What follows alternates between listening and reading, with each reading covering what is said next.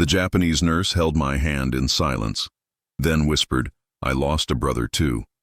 The air was thick with the metallic tang of fear, a scent that clung to uniforms, to rationed bread, to the very soil of Europe. It was a scent we'd all come to know, a constant, suffocating reminder of the precipice upon which humanity teetered. World War II. The very phrase conjures images of fire, of rubble, of an abyss so deep it threatened to swallow us whole. We see the grand strategies, the sweeping offensives, the relentless march of armies across continents. We hear the roar of cannons, the chilling cry of the wounded, the silence that follows devastation. But beneath the thunder of war, a different sound, a fainter melody, has always persisted. It is the quiet hum of the human heart, capable of both unfathomable cruelty and astonishing grace.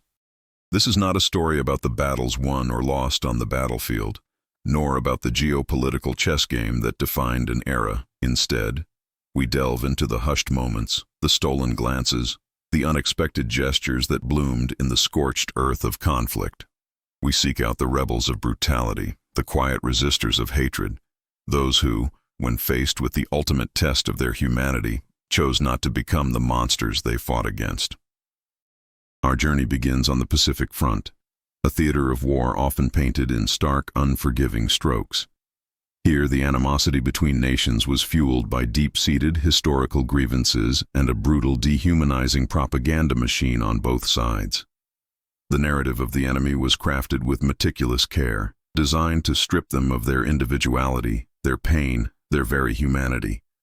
They were reduced to caricatures, to faceless threats, to obstacles to be overcome. And in the crucible of such conflict, it is easy to understand how such narratives take root, how they harden the heart and justify the unimaginable.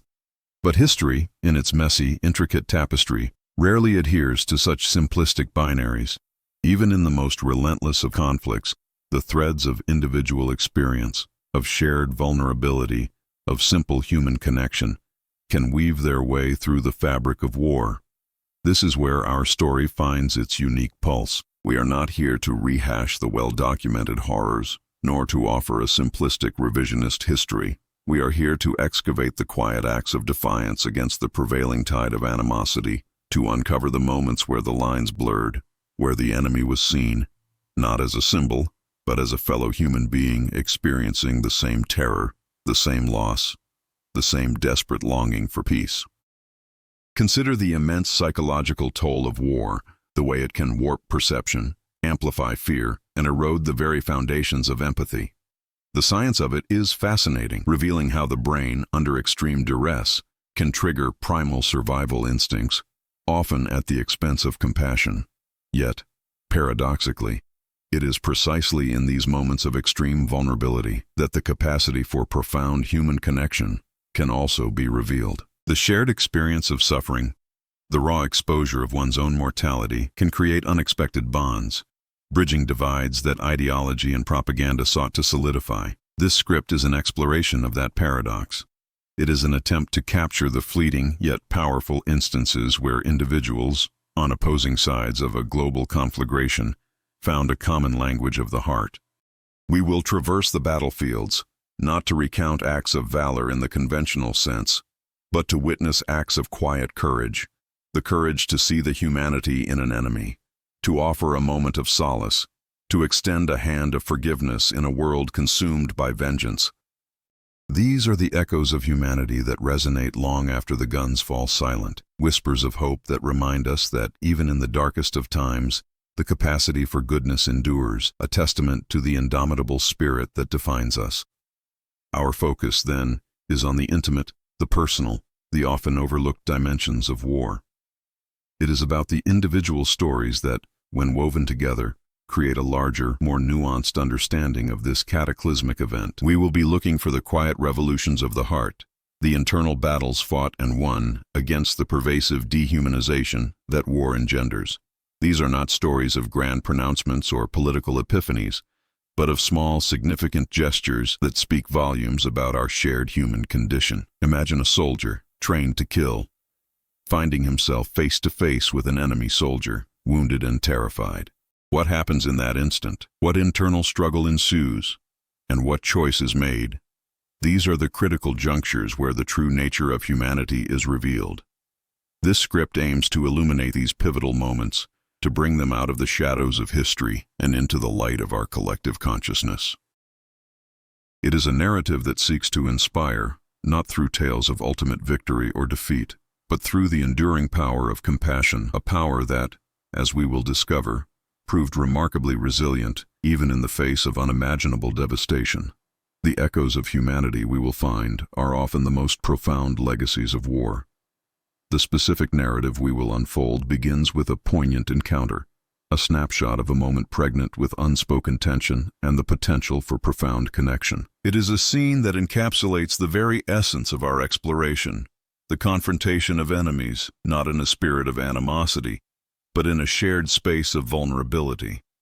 The backdrop is the Pacific, a vast expanse of ocean and islands that became a brutal battleground. Here, amidst the chaos and destruction, a Japanese nurse and an American soldier, on opposing sides of a war that had pitted their nations against each other with ferocious intensity, find themselves in a situation that transcends the conflict.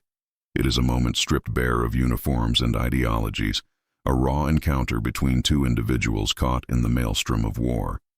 The soldier, likely wounded, finds himself in the care of his enemy. The nurse, tasked with the duty of healing, confronts a face that, by all accounts of propaganda and wartime rhetoric, should represent hatred and destruction. Yet in this stillness, something shifts. The expected hostility, the ingrained animosity, gives way to a different, more primal form of human interaction. This is the genesis of our story, the initial spark that ignites our exploration into the extraordinary capacity for empathy that can exist even in the most dire of circumstances. The story unfolds with the quiet grace of a whispered confession, a moment of shared humanity discovered in the unlikeliest of settings. It is a testament to the idea that while wars are fought with weapons and ideologies, the human spirit, at its core, yearns for connection and understanding. This particular narrative, set against the backdrop of the Pacific theater during World War II, offers a powerful lens through which to examine these profound themes. It is a story that eschews the grand narratives of military strategy and political maneuvering, choosing instead to focus on the intimate, personal experiences that reveal the complex nature of human beings caught in the throes of conflict. Our aim is to weave together historical fact with emotional resonance, creating a tapestry that highlights the persistent presence of compassion, even in the darkest of times. We want to demonstrate that the narrative of war, while undeniably filled with horror and destruction, is also punctuated by moments of unexpected grace, acts of kindness that transcend animosity and remind us of our shared humanity. This is not to diminish the suffering or the immense loss of life, but to acknowledge that within that suffering, there existed a flicker of light, a testament to the enduring power of the human heart. The weight of history often presses down on us, shaping our understanding of past events through broad strokes and collective memories. We recall the immense scale of World War II, the millions of lives lost, the cities reduced to rubble, the deep-seated hatreds that fueled the conflict. It is a history that can feel overwhelming, almost alienating in its sheer magnitude of suffering. Yet within this vast canvas of destruction, there exist countless smaller, more intimate stories, moments of individual experience that offer a profound counterpoint to the overwhelming narrative of violence. This script is dedicated to uncovering and sharing such stories. Our specific focus is on those rare but powerful instances where individuals on opposing sides of the war extended gestures of empathy and compassion towards one another. We are not looking for acts that ended the war or that fundamentally altered its course, but for those quiet, personal moments of connection that speak to the enduring resilience of the human spirit. These are the stories that remind us that even when nations are locked in brutal conflict, individuals can still find ways to see each other as fellow human beings, to offer a moment of solace, a gesture of understanding, or an act of forgiveness. The premise of this script is to explore the extraordinary capacity for human kindness that can emerge even in the most extreme circumstances of war. It is an exploration of the duality of human nature, the ability to inflict immense cruelty while simultaneously harboring the capacity for profound empathy. We are drawn to the idea that beneath the layers of propaganda, of nationalistic fervor, and of the dehumanization of the enemy, there lies a fundamental human connection that can, under certain conditions, surface and manifest in acts of unexpected grace. This script will delve into the personal narratives of individuals who, despite being on opposing sides of World War II, demonstrated remarkable acts of compassion. These are not tales of battlefield heroes in the traditional sense, but of ordinary people who, in extraordinary circumstances, chose to act with kindness, forgiveness, and understanding. We aim to present these stories in a way that is both historically grounded and emotionally evocative, allowing the audience to connect with the human element at the heart of these profound encounters.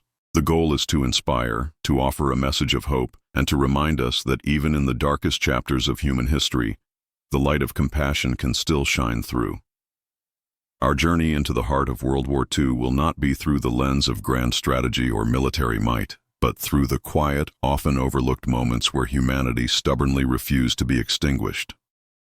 We will be exploring the paradox of war, how in the midst of such widespread dehumanization and violence, individuals on opposing sides could still find it within themselves to extend acts of empathy and compassion. This script, titled "The Japanese Nurse Held My Hand in Silence, Then Whispered, I Lost a Brother Too," is not merely a historical account. It is an emotional and poetic exploration of these rare, yet profoundly significant, human encounters. The Pacific Theater, a stage for some of the war's most brutal fighting, provides a particularly stark contrast for these moments of grace. Here, the animosity was often deeply ingrained, fueled by cultural differences and relentless propaganda that painted the enemy as less than human. Yet, it was precisely in this crucible of intense conflict that some of the most moving stories of shared humanity emerged. Our narrative will thread together historical facts with evocative storytelling, aiming to create a deeply moving and inspiring experience for the audience. The objective is to generate an 80-minute literary and documentary script that focuses on real instances of empathy and humanity between enemies during World War II. This script, framed within the Echoes of Humanity series, aims to inspire by showcasing that even amidst unimaginable horror, kindness and compassion survived. We will weave together true stories of enemies acting with empathy, forgiveness, and solidarity, alternating between moments of intense tension and profound redemption, between dramatic conflict and emotional relief, and between verifiable historical facts and universal metaphorical truths.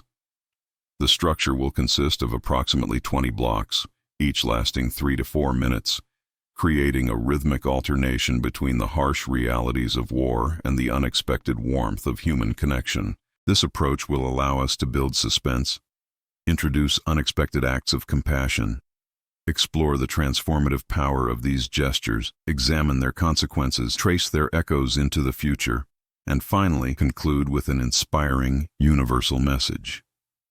The tone will be emotional, inspirational, and cinematic, employing clear, poetic, and accessible language. We will utilize vivid visual descriptions and craft phrases that carry emotional weight and employ compelling metaphors.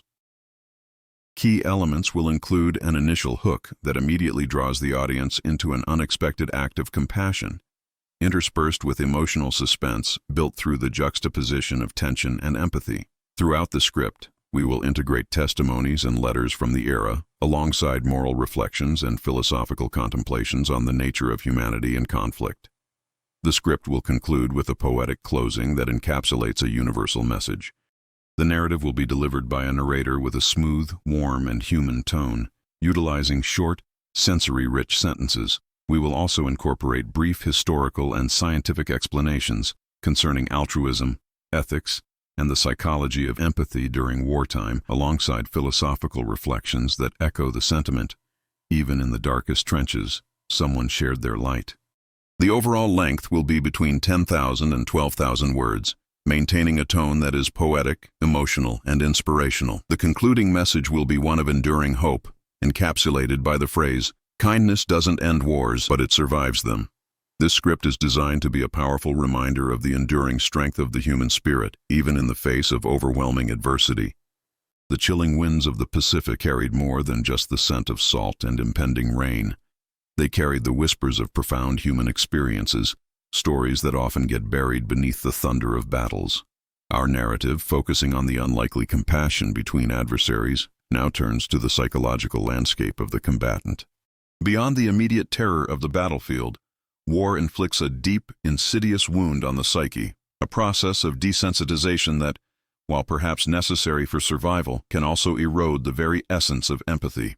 Soldiers on both sides were subjected to relentless propaganda designed to strip the enemy of their humanity, to paint them as monsters, as faceless obstacles. This systematic dehumanization was a critical component of wartime strategy, making it easier to inflict violence and endure the horrors of combat.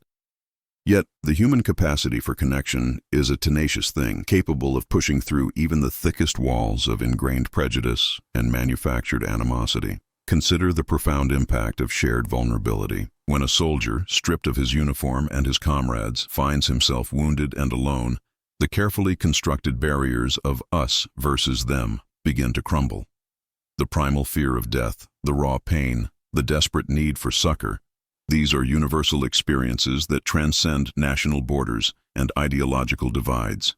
It is in these moments of extreme exposure that the enemy soldier is no longer a distant symbol of aggression, but a fellow human being, equally susceptible to suffering. This recognition, however fleeting, can be a powerful catalyst for empathy. It's the moment when the carefully cultivated image of the other is replaced by the stark reality of shared humanity. For instance, imagine a young American pilot shot down over enemy territory, expecting immediate execution or brutal imprisonment. Instead, he finds himself being tended to by a local villager, or perhaps even a soldier who, moments before, was his intended target. The initial shock gives way to a dawning realization. This person before me, who is offering a sip of water, who is binding my wounds, is experiencing fear and perhaps even a flicker of pity. Furthermore, the very act of extending kindness in a context of extreme violence becomes a rebellion against the prevailing order of hatred. It's a quiet, personal act of defiance that asserts the enduring value of compassion. These are not grand strategic maneuvers, but small, intimate gestures that ripple outward, offering a moment of respite and dignity to someone who, by the rules of war, should receive none. Think of the stories, often anecdotal, of soldiers sharing scarce rations with captured enemies, or of opposing medics tending to the wounded on both sides during a lull in fighting. These acts, while not altering the course of the war, speak volumes about the resilience of the human spirit and its inherent capacity for empathy.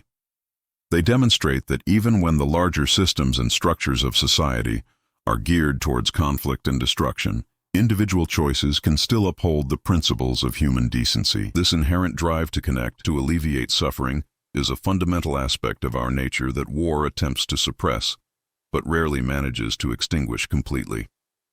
Building on this, consider the transformative power of such unexpected encounters. For the recipient, a gesture of kindness from an enemy can be profoundly disorienting, challenging deeply held beliefs about the nature of the other. It can plant seeds of doubt about the pervasive narrative of hatred, opening a space for reflection and perhaps even a nascent understanding. Conversely, for the giver, the act of showing compassion can be equally transformative. It reaffirms their own humanity, providing a sense of moral integrity in a world that often demands moral compromise.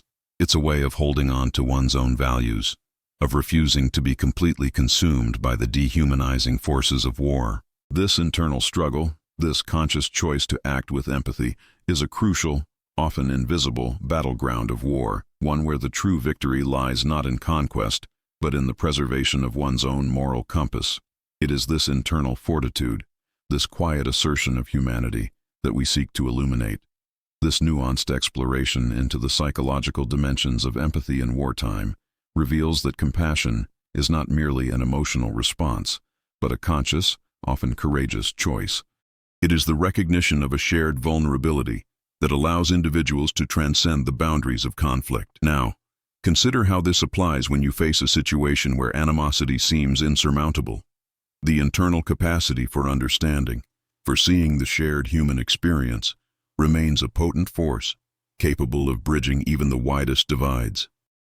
The stories we uncover are not just historical footnotes. They are enduring testaments to this fundamental truth about our shared existence, offering a powerful counter-narrative to the pervasive narrative of conflict. The battlefield, a stage for the rawest human drama, often forces a confrontation with existential truths. Beyond the immediate psychological impact of combat, war compels individuals to grapple with their own moral frameworks. What ethical boundaries, once considered immutable, begin to fray when survival is paramount. This is where the concept of situational ethics, a stark departure from rigid moral codes, takes center stage. It's not about abandoning principles entirely, but about adapting them to the extreme pressures of the moment. Consider a soldier who, under normal circumstances, would never contemplate harming a civilian. Yet, in the chaos of a contested village, with enemy combatants potentially disguised amongst the populace, a different calculus emerges. The imperative to protect oneself and one's comrades can lead to actions that, viewed outside the context of war, would be considered deeply unethical. This isn't to justify atrocities, but to explore the complex moral compromises war demands. Furthermore, the very definition of enemy can become fluid under duress. Propaganda might paint entire populations with a broad brush of villainy, but face-to-face encounters can reveal nuances that shatter these simplistic portrayals. Imagine a German soldier tasked with rounding up civilians in a conquered territory. He might encounter an elderly woman, frail and bewildered, who reminds him inexplicably of his own grandmother. The ingrained directive to treat all locals with suspicion might clash with an emergent, personal empathy.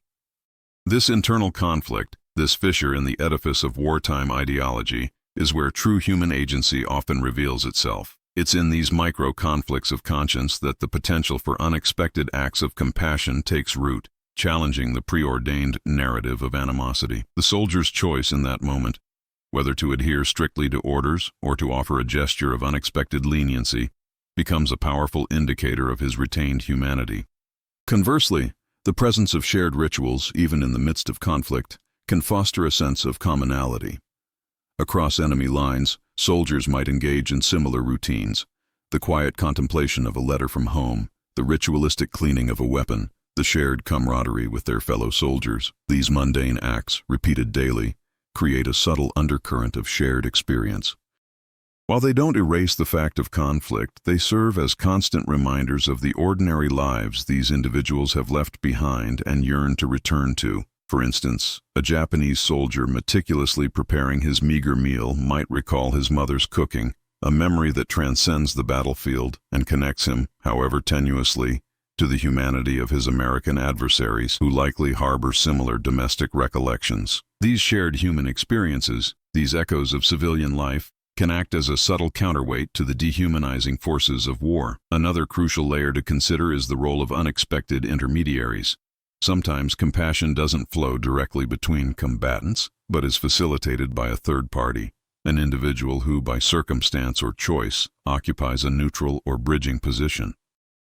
This could be a local civilian caught between warring factions, a prisoner of war who manages to communicate a shared need, or even a neutral observer. Consider a scenario where a wounded soldier is discovered by individuals who, though technically under the control of the opposing force, recognize his desperate plight.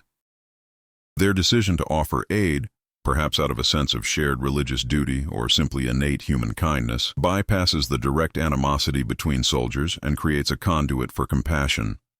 These instances highlight how empathy can manifest through unexpected channels, demonstrating that the human capacity for kindness is not always confined to direct reciprocal interactions between adversaries.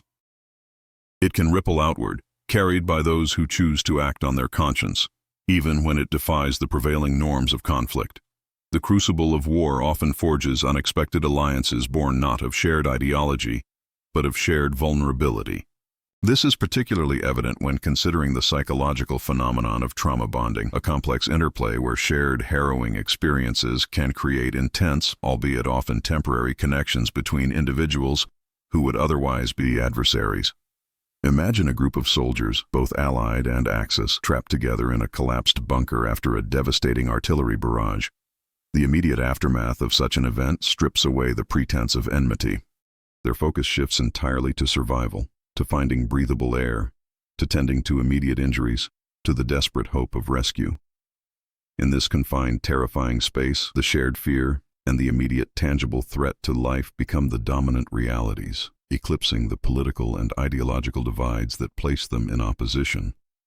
This shared ordeal can foster a profound, albeit situational, sense of solidarity. Consider the specific case of captured enemy personnel. While the formal structures of war dictate their treatment as prisoners, the human element often intervenes. A guard, tasked with overseeing a group of prisoners, might witness their quiet suffering, their resilience in the face of deprivation. He might observe a prisoner sharing a meager ration with another, or offering a word of comfort to someone overcome by despair. These acts, performed by individuals on the losing side, can elicit a complex response in the observer. The guard, himself a product of wartime pressures, and likely exposed to his own forms of trauma, may find himself recognizing a shared humanity that defies the official narrative of the enemy. This recognition doesn't necessarily translate into overt acts of defiance against orders, but it can manifest in subtle ways. A slightly longer pause before issuing a command, a less harsh tone, or a tacit turning of a blind eye to minor infractions that serve no strategic purpose. These are the quiet negotiations of humanity in the face of enforced hostility. Furthermore, the concept of moral injury offers another perspective on how empathy can emerge in war. Moral injury occurs when an individual perpetuates, witnesses, or fails to prevent acts that transgress their deeply held moral beliefs. For soldiers on all sides, the constant exposure to violence and loss can lead to profound internal conflict. When an individual witnesses or participates in acts that cause them moral distress, they may seek to alleviate this internal suffering by reaffirming their own sense of goodness. One way this can manifest is through acts of kindness towards those perceived as lesser or even as enemies. By extending compassion, they are, in essence, attempting to restore their own damaged moral equilibrium, to prove to themselves that they are not solely defined by the brutality they have witnessed or enacted. This can lead to surprising acts of altruism, where the desire to alleviate the suffering of another becomes a means of healing one's own internal wounds. This is not to suggest that such acts negate the horrors of war or absolve individuals of responsibility for their actions. Rather, it is an acknowledgement of the complex, often contradictory, nature of human behavior under extreme duress. The Japanese nurse, in our narrative's core story, holding the hand of an American soldier, is not simply performing a duty. She is engaging in a profound act that transcends the conflict. Her whispered words, "I lost a brother too," are not just an observation. They are a bridge built across the chasm of war, a testament to a shared experience of grief that binds individuals regardless of their uniform. This shared experience of loss, of personal bereavement, serves as a powerful equalizer, reminding both parties of the fundamental human cost of conflict. It is in these moments of shared vulnerability and grief that the true echoes of humanity resonate most powerfully, demonstrating that even in the darkest trenches, the capacity for empathy and connection endures, a quiet rebellion against the madness of war. The intricate dance of wartime diplomacy, even amidst active hostilities, sometimes offered unexpected avenues for human connection. Beyond the battlefield, where immediate survival dictated interactions, back channels and informal communications, however limited, could subtly influence perceptions. Consider the role of neutral parties, organizations like the Red Cross, or even individual diplomats operating under flags of truce. These entities, while officially bound by the strictures of neutrality, often became conduits for humanitarian gestures that transcended the immediate conflict. A package of medicines delivered through a neutral intermediary, a brief communication relaying news of a captured soldier's well-being. These actions, seemingly minor in the grand scheme of global warfare, represented significant breaches in the wall of animosity. They provided tangible evidence that communication, and by extension, a degree of shared concern, was still possible. Furthermore, the very existence of international humanitarian law, albeit often strained and tested during UWIFWEN, provided a framework for certain shared understandings. While battlefield conduct frequently devolved into brutality, the Geneva Conventions, for instance, established protocols for the treatment of prisoners of war and the wounded. Even when violated, the existence of these protocols created a baseline expectation, a shared acknowledgement that certain behaviors were considered outside the bounds of civilized conduct. This legal framework, however imperfectly applied, served as a subtle reminder that there were indeed universally recognized standards of human treatment, standards that even adversaries were, in theory, expected to uphold. Consequently, instances where these standards were met, or even exceeded, through voluntary acts of compassion, held a particular resonance, demonstrating a commitment to these principles that went beyond mere obligation. The psychological impact of witnessing acts of selfless bravery, even by an enemy, can be profound. Imagine a scenario where an enemy soldier, under intense fire, risks his own life to rescue a wounded comrade. While the immediate context is one of conflict, the sheer courage displayed can elicit a grudging respect, a recognition of valor that transcends national allegiance. This admiration, born from witnessing a shared human drive for self-sacrifice and loyalty, can create a crack in the armor of hatred.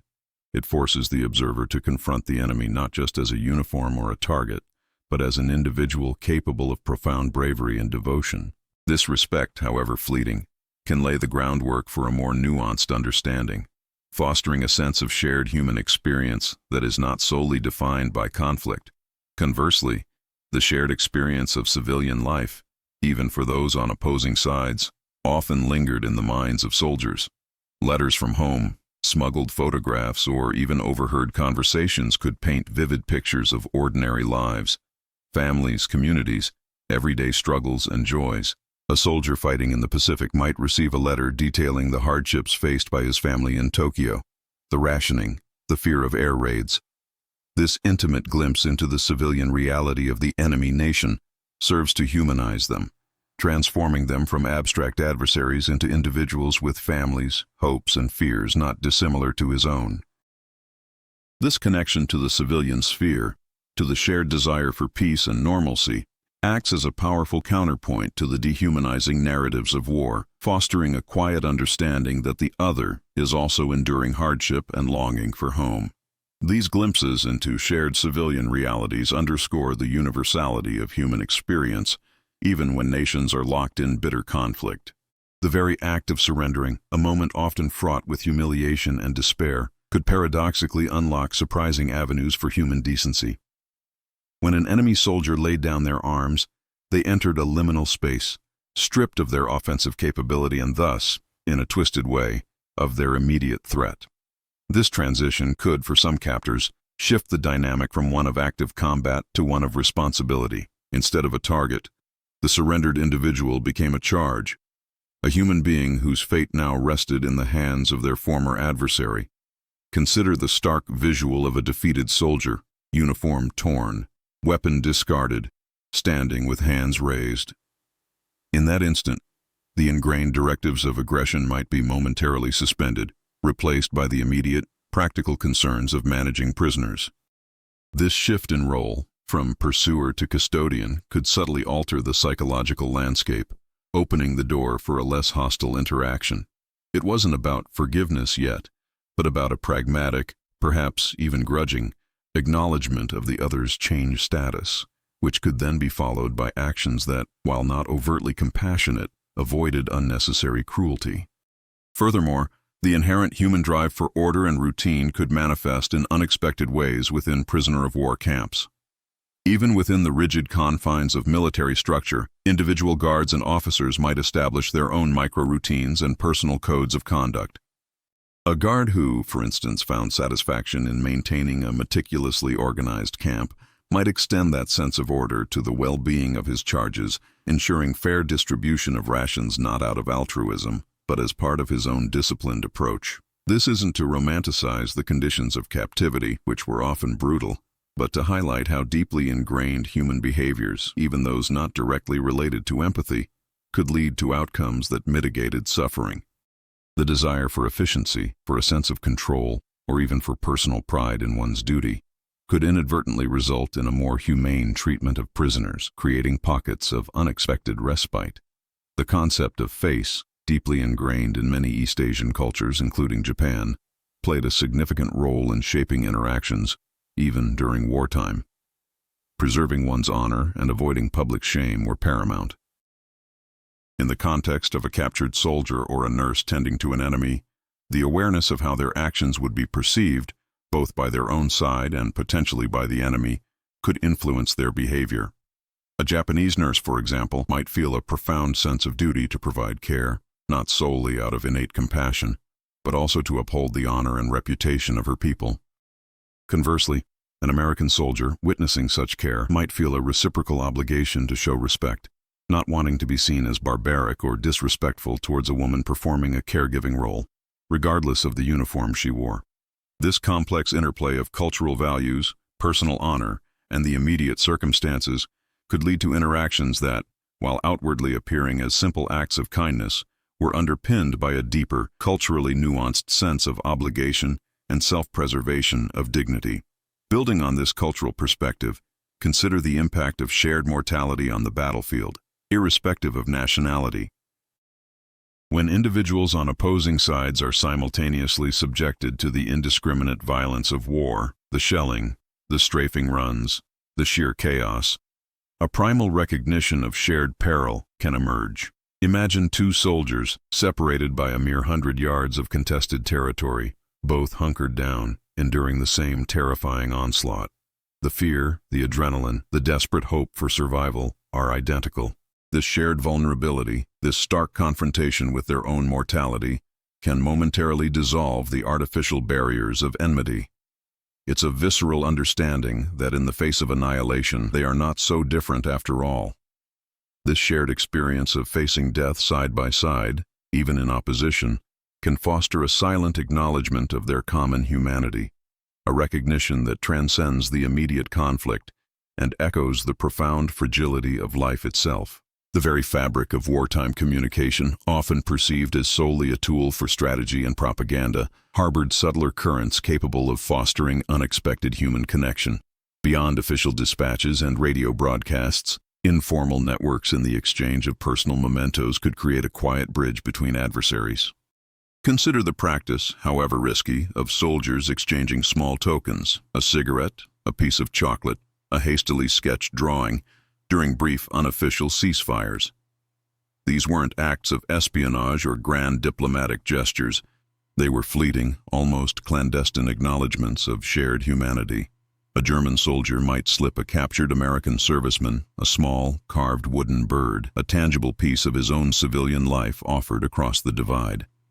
In return, the American might offer a ration bar, a simple gesture that, in its scarcity, spoke volumes.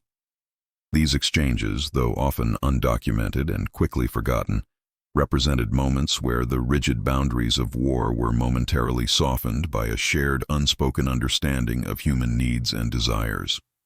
Furthermore, the psychological phenomenon of moral licensing offers another lens through which to view these acts of unexpected kindness.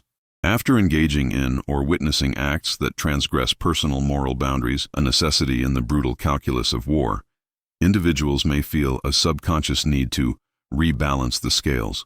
This can manifest as an increased propensity for altruistic behavior in other contexts, as a way of reaffirming their own inherent goodness. In the context of war, this might mean a soldier who has just participated in a brutal firefight, later showing unexpected leniency towards a prisoner or offering a small act of kindness to a civilian. It's not necessarily a conscious calculation, but a deeper psychological mechanism at play, a way for the individual to reconcile the conflicting demands of survival and their own moral compass. This internal negotiation can lead to behaviors that appear contradictory to the prevailing atmosphere of hostility, but which serve a crucial role in maintaining a sense of self. The shared experience of artistic expression, even in the grim theater of war, could also serve as a surprising unifier. Soldiers on all sides, separated by language and ideology, might find common ground in music, poetry, or visual art.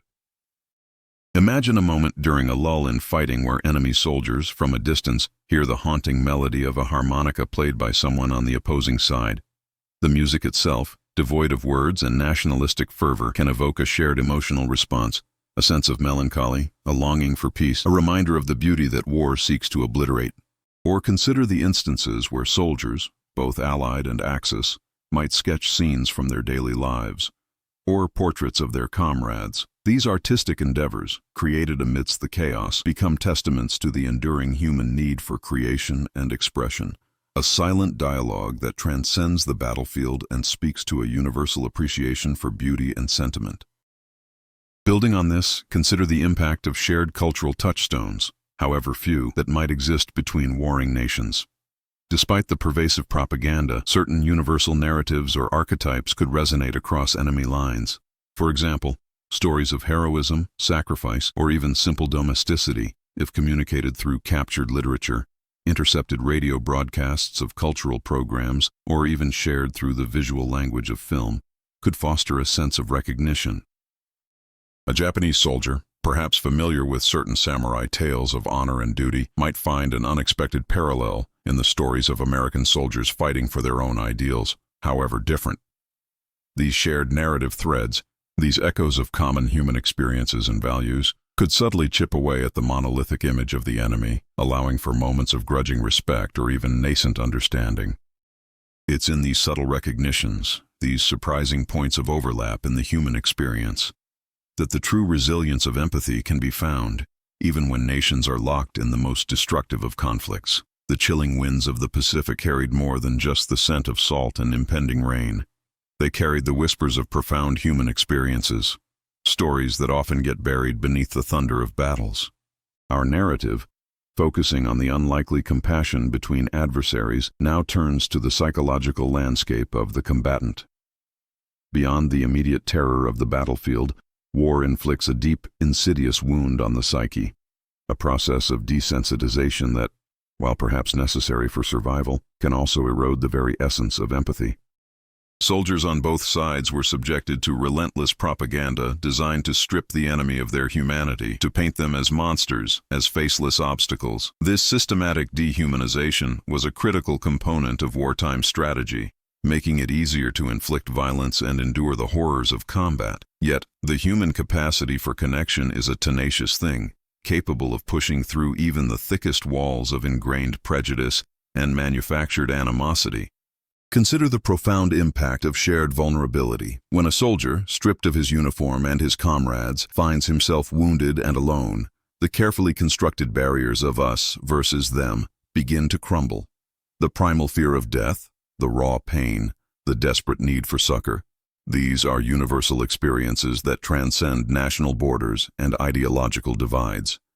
This recognition, however fleeting, can be a powerful catalyst for empathy.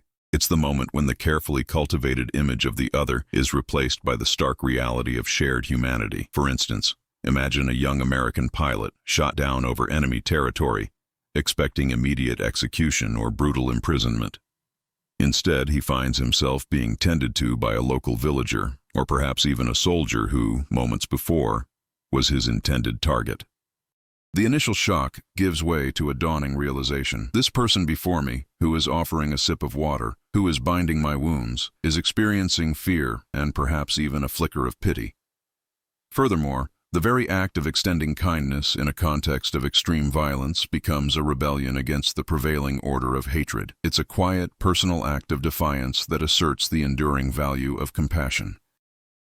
These are not grand strategic maneuvers, but small, intimate gestures that ripple outward, offering a moment of respite and dignity to someone who, by the rules of war, should receive none. Think of the stories, often anecdotal, of soldiers sharing scarce rations with captured enemies, or of opposing medics tending to the wounded on both sides during a lull in fighting. These acts, while not altering the course of the war, speak volumes about the resilience of the human spirit and its inherent capacity for empathy. They demonstrate that even when the larger systems and structures of society are geared towards conflict and destruction, individual choices can still uphold the principles of human decency. This inherent drive to connect, to alleviate suffering, is a fundamental aspect of our nature that war attempts to suppress, but rarely manages to extinguish completely. Building on this, consider the transformative power of such unexpected encounters. For the recipient, a gesture of kindness from an enemy can be profoundly disorienting, challenging deeply held beliefs about the nature of the other. It can plant seeds of doubt about the pervasive narrative of hatred, opening a space for reflection and perhaps even a nascent understanding. Conversely, for the giver, the act of showing compassion can be equally transformative. It reaffirms their own humanity, providing a sense of moral integrity in a world that often demands moral compromise. It's a way of holding on to one's own values, of refusing to be completely consumed by the dehumanizing forces of war. This internal struggle, this conscious choice to act with empathy, is a crucial, often invisible, battleground of war, one where the true victory lies not in conquest, but in the preservation of one's own moral compass. It is this internal fortitude, this quiet assertion of humanity, that we seek to illuminate. This nuanced exploration into the psychological dimensions of empathy in wartime reveals that compassion is not merely an emotional response, but a conscious, often courageous choice. It is the recognition of a shared vulnerability that allows individuals to transcend the boundaries of conflict. Now, consider how this applies when you face a situation where animosity seems insurmountable. The internal capacity for understanding, for seeing the shared human experience, remains a potent force, capable of bridging even the widest divides. The stories we uncover are not just historical footnotes, they are enduring testaments to this fundamental truth about our shared existence, offering a powerful counter-narrative to the pervasive narrative of conflict. The vastness of the Pacific theater presented a unique psychological landscape for soldiers engaged in combat. Beyond the immediate threat of injury or death, the prolonged exposure to the alien environment and the relentless nature of island-hopping warfare could foster a profound sense of disorientation and existential dread. This wasn't merely the fear of the enemy. It was a deeper unease stemming from the sheer scale of the conflict, the loss of familiar anchors, and the constant confrontation with mortality. In such an environment, the psychological defenses that normally held animosity in place could begin to erode, not necessarily through overt acts of compassion, but through a subtle shift in perception. Consider the shared experience of enduring brutal weather, typhoons that lashed the islands, torrential rains that turned the earth into a mire. When soldiers on opposing sides were simultaneously battered by the same elemental fury, the shared struggle against nature could, for a fleeting moment, create an unspoken kinship. The enemy, too, was subject to these same overwhelming forces, a humbling reminder of their shared vulnerability to powers far greater than any human conflict. Furthermore, the phenomenon of battle fatigue, later understood as post-traumatic stress disorder, PTSD, began to manifest visibly during this period. Soldiers on both sides exhibited signs of extreme stress, tremors, irrational fear, emotional numbness, and sometimes a complete breakdown. Witnessing such profound psychological distress in an enemy combatant could, for some, trigger a response that transcended wartime directives. Imagine a medic, trained to treat his own wounded, encountering an enemy soldier in a state of complete incapacitation, not from physical injury, but from sheer terror. The instinct to alleviate suffering, a deeply ingrained human response, could override the protocols of war. This wasn't about forgiveness or alliance.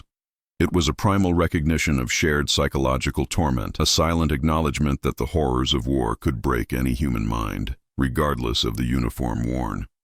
Such encounters offered a stark, often disturbing glimpse into the universal fragility of the human psyche under extreme duress. The sheer duration and geographical spread of the Pacific War also meant that soldiers often spent extended periods in close proximity to enemy territory, sometimes even observing enemy movements or routines from a distance. This prolonged exposure, devoid of the immediate adrenaline of direct combat, could foster a more nuanced, less caricatured view of the adversary. Soldiers might observe enemy patrols maintaining discipline, or witness acts of camaraderie amongst their ranks. These observations, while not necessarily leading to empathy, could certainly challenge the simplistic, monstrous portrayals often disseminated through propaganda. This gradual accumulation of observations, even if filtered through the lens of suspicion, could subtly alter perceptions, making the idea of shared humanity seem less implausible. It introduced a degree of complexity, a recognition that the enemy was not a monolithic entity, but comprised of individuals with their own routines, their own social structures, and their own forms of resilience. Building on this, consider the impact of shared deprivations. The harsh realities of campaigning in the Pacific often meant scarce resources for all involved. Both Allied and Japanese forces faced shortages of food, clean water, and medical supplies. When soldiers on opposing sides witnessed the same struggles for basic necessities, the meticulous rationing of meager provisions, the desperate search for potable water, the primitive medical conditions, it underscored a fundamental equality in their suffering. A starving soldier, observing an equally gaunt enemy, might experience a flicker of recognition that transcended the battlefield. This shared experience of hardship, of battling not just each other but the very environment itself, could foster a silent, grudging understanding of their common predicament. It was a stark reminder that, despite the conflict, they were all, in essence, fighting for survival against the unforgiving realities of war and nature.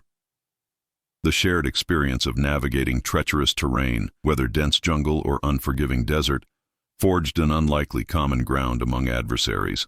Imagine soldiers from opposing sides, each independently attempting to traverse the same perilous landscape. They might stumble upon the same hidden pitfalls, face the same swarms of insects, or endure the same debilitating heat. A Japanese scout, meticulously charting a path through the Mariana Islands' dense, humid jungle, might discover signs of recent passage, not of his own unit, but of American forces. He might notice a discarded canteen, a hastily built temporary shelter, or even a trail marker left behind. While his instinct would be to report this enemy presence, the very act of observing the enemy's struggle to overcome the same environmental challenges could foster a subtle, almost subconscious recognition of their shared predicament. The enemy wasn't a phantom entity, they were real individuals, sweating, struggling, and strategizing to survive the same unforgiving environment. Consider the impact of shared medical knowledge, even when filtered through the lens of opposing military structures. While battlefield medicine was often rudimentary, certain universal principles of wound care and sanitation were understood by medical personnel on all sides. A battlefield surgeon, whether American or Japanese, faced similar challenges: limited supplies, overwhelming numbers of casualties, and the constant threat of infection. When, by chance or design, medical personnel from opposing forces encountered each other, perhaps during a temporary truce to evacuate the wounded, a shared professional language could emerge. They might recognize each other's techniques, understand the limitations imposed by the conflict, and even, in some rare instances, collaborate on treating critically injured soldiers from both sides. This shared expertise, this common dedication to the practice of healing, could transcend the animosity of war, creating moments of professional respect and even mutual reliance, however brief. Furthermore, the omnipresent threat of disease acted as a great equalizer across enemy lines. Malaria, dysentery, and other tropical illnesses ravaged troops on both sides in the Pacific. A soldier suffering from a debilitating fever, regardless of his uniform, experienced the same physical agony, the same mental fog, the same desperate longing for relief. When units on opposing sides found themselves simultaneously weakened by widespread outbreaks, the shared experience of battling an invisible, indiscriminate enemy, disease, could subtly alter perceptions. The focus might momentarily shift from defeating the human adversary to surviving the biological one. This shared vulnerability to sickness could foster a grim solidarity, a silent acknowledgement that both sides were equally susceptible to the ravaging forces of nature, reminding them of their shared biological frailty. Building on this, consider the peculiar phenomenon of enemy art or propaganda artifacts that sometimes fell into opposing hands. While primarily intended to demoralize, these materials could also inadvertently reveal aspects of the enemy's culture or worldview. A captured Japanese propaganda poster, for instance, might depict not just a fearsome warrior, but also scenes of domestic life, family values, or national pride. Similarly, American leaflets dropped behind enemy lines might contain messages that, while intended to sow dissent, also offered glimpses into the lives and motivations of the Allied forces. When these artifacts were examined by soldiers on the receiving end, they could prompt a degree of curiosity or even grudging recognition. The enemy was no longer just a faceless aggressor. They were individuals with their own cultural narratives, their own symbols of identity, and their own deeply held beliefs. This exposure, however mediated, could introduce a layer of complexity to the perception of the other, suggesting that the enemy, too, possessed a rich inner life and a distinct cultural heritage, thereby challenging the simplistic narratives of pure antagonism.